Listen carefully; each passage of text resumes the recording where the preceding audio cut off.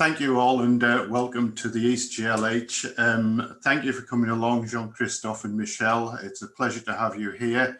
I'd just like to introduce all the staff to Jean-Christophe and his wife, Michelle, who have kindly come along today to view the work that we're doing in the GLH and see what's happening. So thank you for taking time out of your busy schedule. And I know we'll come on to the fact that, you know, you've interacted a lot with the GLH in your own lives, and Amos will come on to that. The other person on the line is Amos Burke, wave Amos or something, who is a pediatric oncologist here, who many of you will know, great advocate for genomic medicine and a great user of the service for him and his patients. So thank you for coming along. We invited Jean-Christophe today really to celebrate the renovation of the GLH, and I think the staff have been through an awful lot, Jean-Christophe. It's in your terms, I think it's like running a Michelin-starred kitchen while the builders are in, but still having to turn out Michelin-starred food, because that's what it's been like. We've had builders in and we've still had to turn out high quality work. We're going to hand over to Amos to have a chat with Jean-Christophe about and Michelle about their experiences with genomic medicine in their own lives. There is, at the bottom of your screen, there's a Q&A. If you have any questions, please can you put them in that box, and we'll come to them at the end, and Jean-Christophe and Michelle will be only too happy to answer them. So please just post them in there. I'm going to hand over to Amos now. Thank you. Hello, sorry about that. I was just sorting something out there. Hello. Thank you very much indeed, Colin, and thank you all for inviting me today. And Jean-Christophe and Michelle, it's been a real pleasure working with you over several years now, and so glad that you could come today. If I could ask you at the beginning, I hope you enjoyed your tour, and I know that we had some conversations around the various things that we saw. Is there anything particular that stood out for you on the tour so far? For me, I feel, you know, really happy that there's been some, you know, you have this brand new equipment, and you're now sourcing staff, and you've got some money towards this. It's so important, and it's so important that the machines can speed up, and the capacity can be so much bigger, so people can get the results quicker. And I think that will just filter down in terms of care for the children and care for the families, and understanding, you know, for the professionals to help them in so many different ways. That little thing, you know, it's a big thing, but it's going to be a lot for the families. Yes, indeed. And if I could take you back maybe a little bit to your own experience right at the beginning, when we, in 2016, when we needed for Valentino to do some testing and we had to send it away and then wait for the results. Can you remember what was that time like when you were waiting for the results and you knew that they were important? Oh, it was scary, wasn't it? We would wait because Valentino had neuroblastoma. We were waiting for the results of, you know, the IMIC. NMIC, that's the one. Yes. NMIC, yeah, NMIC, sorry. And that was a really torturous time. And I don't really have that much. That's one of the things I lost over that whole period of time. My period of time, I can't tell you how many days it was or whatever. I can't remember, but I think it was because I was on that mummy survival mode. You know, you just sort of switch off. I think it was harder for you, Jean, wasn't it? Because Jean had to stay with their other two children and work as well. So I remember that time was really difficult for you, because waiting for that was awful, wasn't it? Yeah, I mean, the journey from the moment we first met. Amos. I keep saying that when we arrived from Luton Hospital, we were transferred to Cambridge. And I think it was an evening when we all met. I keep saying that it was the worst menu in my whole history, because we were given like different options of different type of drugs. And and also I think we had to sign more or less. It's like choosing a menu basically. It was like random, and but I think we privileged, and more than privileged, we I think for sure we've been taken in the right hands and in the right situation in the right time, and we've been very fortunate to have a little boy alive, and this is the only thing we wanted, and the experience has been atrocious. Therefore, in a situation of not knowing what was too much going on, I think we always had the feeling things will go well. I mean, go well. We'll come to you know, some kind of results. Yeah. The experience and the full experience that we went through, first we were not ready for it. We had no idea, and it's not something that you are taught, or you know, it's what is amazing is the fact that we've been involved in the past, different evenings trying to organize raising money, or you know, like everybody does, and with the same integrity, the same, even to the point where it used to be compulsive to make sure that things happen, and until it happened to us, it was like no near that anyone can experience when it's at that level. And but I think somewhere, somehow, we've been fortunate, very fortunate, and but we always felt that everything was on hands. We just had to be patient. And when you see what has been achieved now, what we've just discovered and you know witnessed, is even more fabulous. It's incredible how quickly that has been achieved. It's like you know, the different types of, when you're on the children's ward and you get to know the parents and the children and the different types of cancers that they have, and the fact that, you know, some of the people that I know that lost their little ones, I just think, yeah, what John's saying is we are so lucky, and it would just be so wonderful if, and I know this will help so many people, because it's the speed, and especially, you know, like we just was talking to the lady with the wet, you know, the leukemia and the blood ones. They are so fast, and you know, I remember a little boy on the ward, you know, he just went so quickly, and it was so sad. But the speed of this place is just phenomenal, and I'm so happy, and the team seem wonderful and very knowledgeable, hardworking, and then you have at the end Patrick and I forgot the other guy's name, but you know, yes, amazing. Yes, Patrick and Jamie, amazing team to help us with our work. And fortunately, we got the results back, and the MECAN that we were looking for, we got the favorable result. That's and right. That must have been a tremendous relief for you. It was. It was. I think, you know, it was difficult because obviously when the treatment was arranged, it was very difficult to see a baby, you know, going through the trauma that they do with chemotherapy and whatnot. But yeah, it felt great. And I remember that, you know, you let us go home at Christmas, and it was wonderful. And then, you know, when we came back, we sort of, we had a chat, and there was more results from Newcastle, which still had to go back again, didn't they, to get confirmed.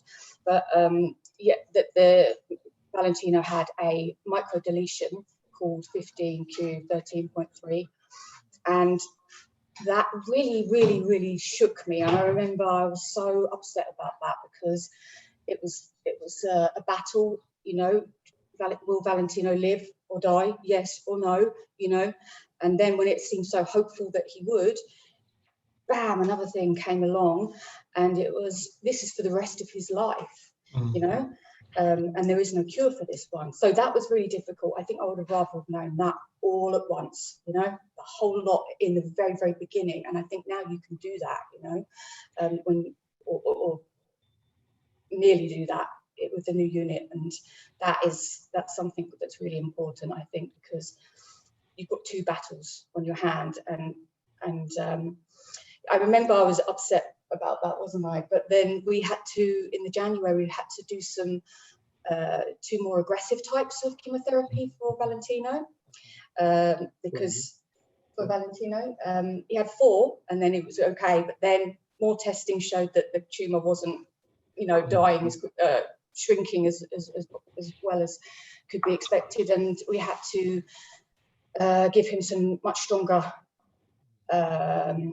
chemotherapy. So that put all this other stuff to the back of my head then, you know, and our heads, didn't it? And John wasn't really thinking about that whole chromosome thing at all. I mean, it was really scary when he had to have the two more treatments. And again, that's traumatizing and difficult.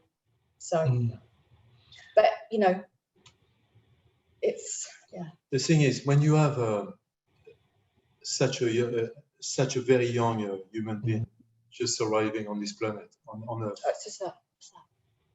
You're not logged in. We can see you and hear you.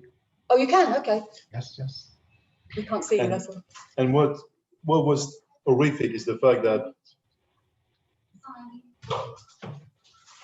we were so much waiting for this kid to happen, and you know, we only. Sorry.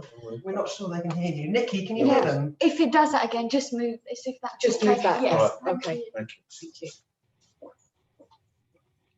Thank you. Carry on. We can Yeah, hear you. you're right, yeah. Yes. Yes.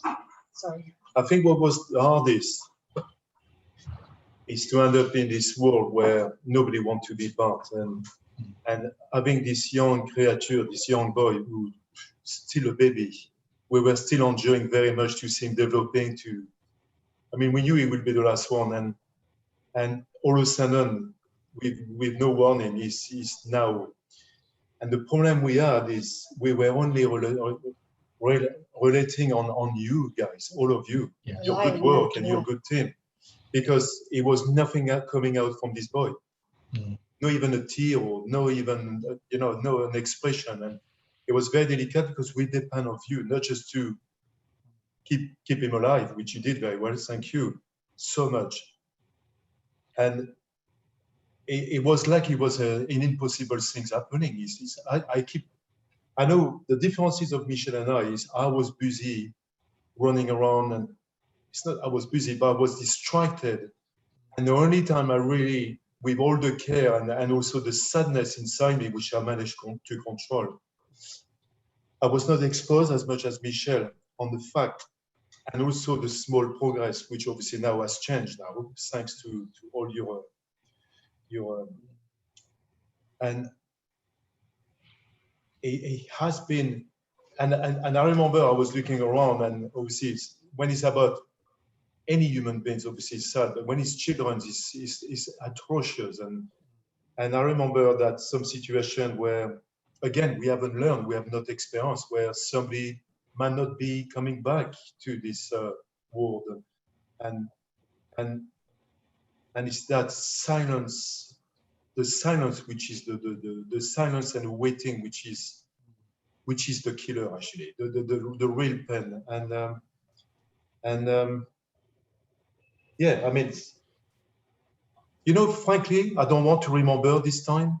Yes, yes. I want, in a way, to discuss it with you, and obviously to share this fantastic day today, looking at, you know, such a positive attitude and confidence. Also, I felt so much confidence, and also ready to grow even bigger, which is, I smelled that straight away when I walked in with Michelle.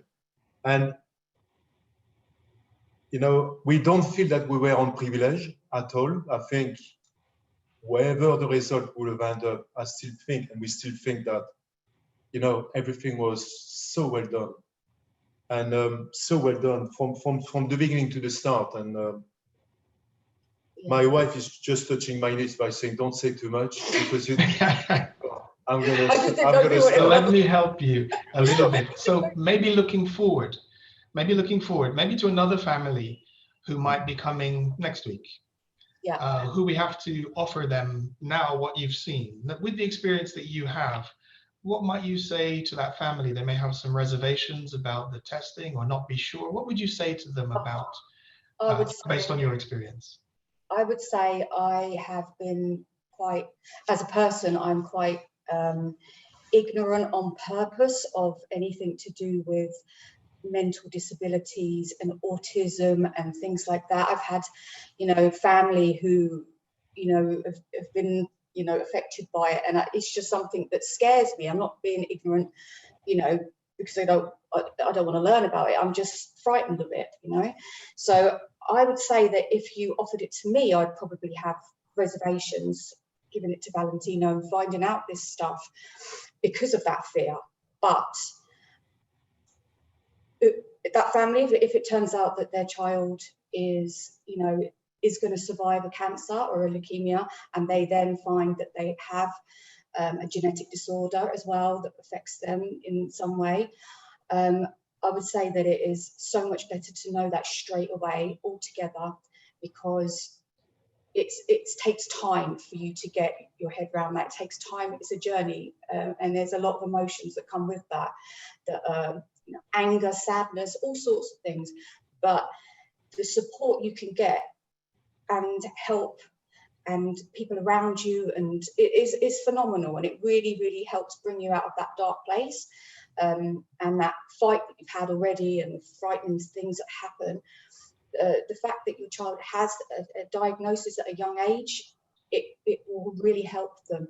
Our Valentino, he is, I was just saying to Amos about this, I'm so excited for him to start his new school, his special school, because he's not been to nursery or anything. He's so ready for all of that.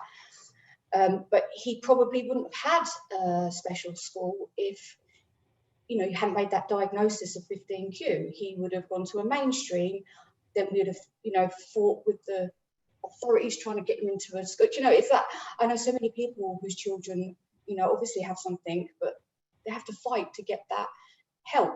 And so I would say, as painful as it will be, and how much you might be frightened of it like I was, you've got to do it. You've got to face it head on, like you're facing your child's cancer head on. You've got to face this head on. And it's a good thing to do. So I can understand reservations, but I would totally 100% say do it. Because it took time. How long did it took when you came with the news that it might be a possibility of an issue? Mm-hmm. It took about 2-3 weeks? Yes, that's right. At least, yeah, 3 weeks. Yes. I remember times, but when you yeah, think, 3 weeks, is, like I said, it's a killer to waiting, knowing what's going to happen next and this and that. Yes. One thing is sure to this family who sadly will have to come tomorrow and going through this awful experience, and we obviously don't want that to happen. They need to believe there's a lot behind the scene. They need to understand that. And that's the things we did not. I've got a sense of urgency, probably because I'm a chef, I don't know. I expect things has to be quick. And that used to drive me mad. And when you see clearly, obviously, you probably had it, but I did not have a clue what was behind your curtains. It was wonderful seeing that today. It's just amazing. Really wonderful, isn't it? It's and amazing. I just think that I'm so hopeful that in our lifetimes we get to see, some statistics of if certain things are linked, to genetic disorders, if it's, or some more information. It's very kind of vague out there at the moment as well, and that's a real killer, I think, isn't it? That when you find that your child has other issues from genetic deletions or whatever it is, there's very little info, and there's no cure. One day there might be for certain things, or yes, at least something that opens them up. Our son, he doesn't speak. He does things that are just, I can't even explain it, because it's just his little wires, I think, somewhere along the line are all doing different things. They're there, but they're just linked in a confusing way. And so for us to try and understand him is really quite difficult. And that's the whole thing with, especially severe autism, to open them up so they can communicate, Wonderful. One day that might happen, and I really think this is only going to benefit that. So finally, if I may, you've touched on so many different areas, and each area that you've touched on involves different sorts of people. There are the scientists, the clinicians, the counselors, the administration team, a huge number of whom you've seen, at least where they work and what they do today. And this East of England genomic hub, it's got, you've heard, we also serve Nottingham and Leicester in addition to the main lab here. So finally, is there anything you'd like to say to that amazing team that comprise this East of England Genomics Laboratory Hub as we bring this part to a close? Thank you from the bottom big of our thank you. hearts, you know, I mean, what can we say? You saved our boy, you saved our boy's life, and you work and your knowledge is so interesting as well. I think I want to come and work here in the lab. But thank you, that's what we want to say. And Now, I've got to say something, because I came here as a dad, as an husband, as a human being, and also as a professional in my industry. And for a very long time, with lots of expectations. Before, I also work in hospitality, as you know, and dealing with people and so on, and also some difficult people in the past. But I've got to say that every single angle that I have actually witnessed, whatever, if it was 2 o'clock in the morning or, you know, afternoon or whatever, it has been, I mean, as a been part of this same scenario, trying to, I have been extremely impressed. and humbled, yeah. Impressed. And except the food, of course. No, I'm joking, that was a joke. But I remember a situation where, I mean, I can give you so many details, even from the person who actually was mopping the corridor, or, you know, even the assistant learning to become a nurse, even the precisions and the délicatesse, how defined everything was superbly. And you can see they all have one common point. You know, it's not just to express themselves. Like I'm very fortunate in my industry. It's very easy. When you see the glory we get for what we do, it's a bit ridiculous. But they do it for the reason, all of them, and primarily because is to help, is to achieve something for the sake of any human beings, and improve lives, it's more than a save job. lives, and it's something we just are eternally grateful for. And I mean, you see wonderful, like, you know, sleeping during the day, for example, they were on the day, then on the night, you know, arriving for a coffee, they would have had coffee 10 minutes. The organization is just incredible, absolutely unbelievable. that's a wonderful way to bring this part to a close, and maybe hand over to Colin for if there's any questions that need to be answered or for a rounding up of this part. But thank you so much for your time and your candidness and your encouragement of the team, and all that you've seen today. Colin. Thank you, Amos. Thank you, Jean-Christophe, and thank you, Michelle. We only have one question, which isn't really a question. It's an offer of a job to you, Michelle, if you want to come and work here. So we'll not consider that a question as such, I don't think.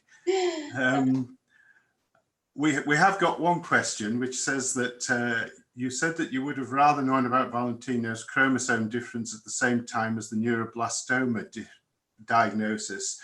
Do you feel that people would be prepared for this type of news if that was screened at birth, before a baby or child develops any medical issues, so that we could do something at birth, same as we do for lots of other screens? for me, I don't know about other people, but for me, I really do think I would have rather known everything all in one hit, because I was his mother. I need to know. And the thing is as well, what's weird is I kind of knew there was something anyway. It's like an instinct that a mother has. And I don't know, it went on for a long time. Even when Valentino was in remission, we went home and it still wasn't, you know, it could be. Everyone said, oh, it's because he's been in hospital, Michelle. It's not because there's anything, you know, wrong with it. And you kind of feel like you're going a bit mad. I think, yes, it would be very tough, but for me, and I can't speak for all mothers out there or fathers, but I wanted to know, and you know, that's just how I feel. But this is the thing I was thinking actually early on. I don't know if John would agree with that, but I'm like that. Well, so while we were obviously witnessing this fantastic new process, which once again, congratulations, is as anyone really want to know straight away the truth of what really was going on. And this transition that we had, which could be up to 2-3 weeks, is it a good thing or a bad thing? Because well, we didn't know about that part of it right. for a few months, but obviously the cancer result we knew straight after about 2 weeks, but not the. But what I meant is whatever it takes to find out, which is a lot quicker now. You know, after a bad news to another bad news, I mean, we went through the process, and it could have ended both ways. It's a tough call, I've got to say. I think you get ready for it. That's the things I was trying to say. Yeah. Therefore, if it goes to the worst, which obviously is something you don't want to, you build up yourself in a situation where, but ideally, when we first arrived, if we just found out in the first week where we stood, I think it's the discussions of Amos and your team, not to tell everything straight away. And I know you're very good at that, by the way. But you always have that. You almost always have the positive way of not telling you exactly what it is, but enough. You tell them just enough. Yeah, that's more things I remember, Amos. It's true. I mean, sometimes you think, geez, if you knew, if people on the ward knew everything, and there is a very calm way of, and the psychology behind it is excellent, really. But because, you know, other people be freaking out on the ward and stuff. But I think if you get it all in one hit, you kind of know where you stand with your child, you know, and that is your child. You need to know everything about that child, not just bits and pieces. It doesn't make a difference. I think you need to know the whole thing straight away. But that's, like I say, me. So, whereas John, he says, no, I'd rather wait a little bit longer. But if it's your child, you want to know, don't you?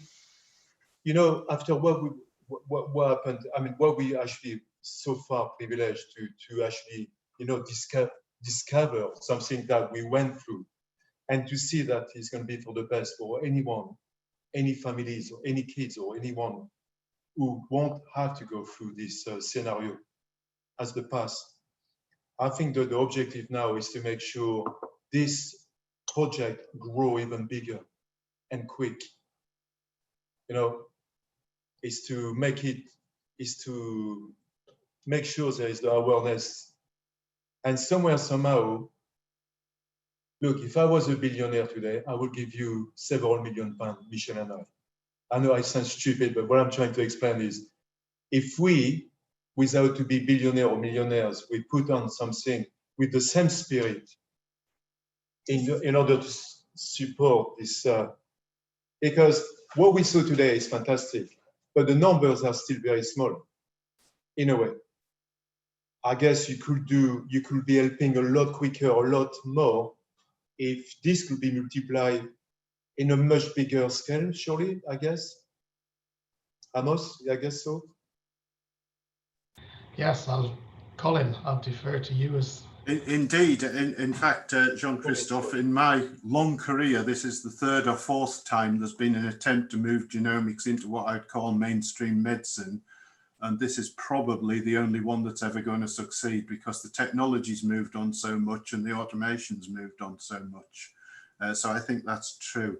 I'm going to bring this to a close, if that's okay. Jean-Christophe, Michelle, I'd really like to thank you for coming along, having the courage to stand there and share your experiences with us. It really is humbling. I think the audience, I've got comments here, are moved by your story, and I don't think we could fail to be. Clearly, it's made a huge difference to you. That's why we come to work in the morning. The staff here are brilliant. They are some of the most knowledgeable, experienced people I've ever come across, but they also come because they want to help patients, and that's why they're here. So thank you ever so much for coming along. It's been a great pleasure to meet you. I hope you enjoyed your tour, and that it's, you know, you've seen something very different to what you might have expected. And we will move on and try and do much more going forward. Amos, thank you so much for coming along as well. It's great to have a clinician along who supports the service and understands what we're trying to do here. It will expand, Jean-Christophe, into a greater number of tests, and certainly our work on cancer is expanding all the time, so it will go further. So I'd just like to say thank you. Thank you ever so much for coming along. It's great for the staff to see patients and people they've made a difference to. I believe there's a cake to cut. I believe there's now 2 cakes to cut actually in celebration. So if you wouldn't mind doing the honours for us, and for the staff in particularly, they quite like cake. So we'll make sure that everybody gets a piece later on. So once again, really, really from the bottom of my heart, thank you so much for coming along. It's great because when we see people like you, that's what makes things tick for us. Thank you so much. Thank you. Thank you so much. Congratulations and well done. Big well done, and thank you. Massive. Because you'll keep affecting helping people all through the childhood, those kids that help comes because of you guys. So thank you. Cake. Oh, cake. So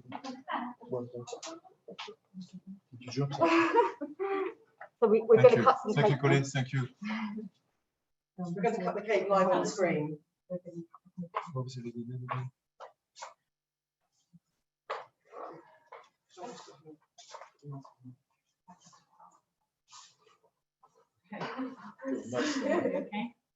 Yes. Want to take a photo with your phone?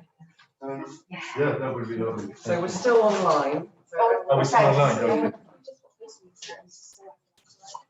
There's a knife there, if you can. Yeah, he's just coming, sorry. I'll just move.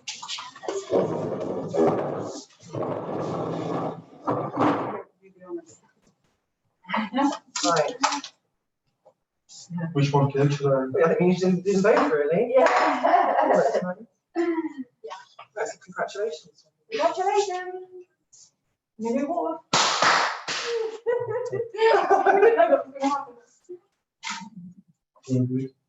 Let's go. Oh, the whipping cake. There you go. Yay.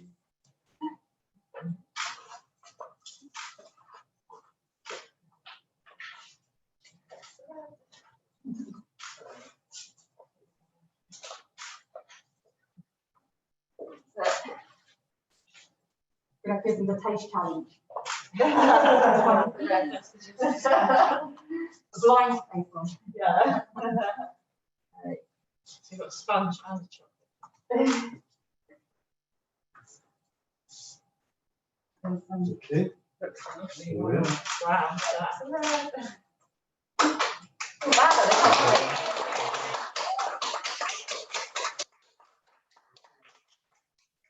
Thank you very much. Thanks, Vicky. Thank you.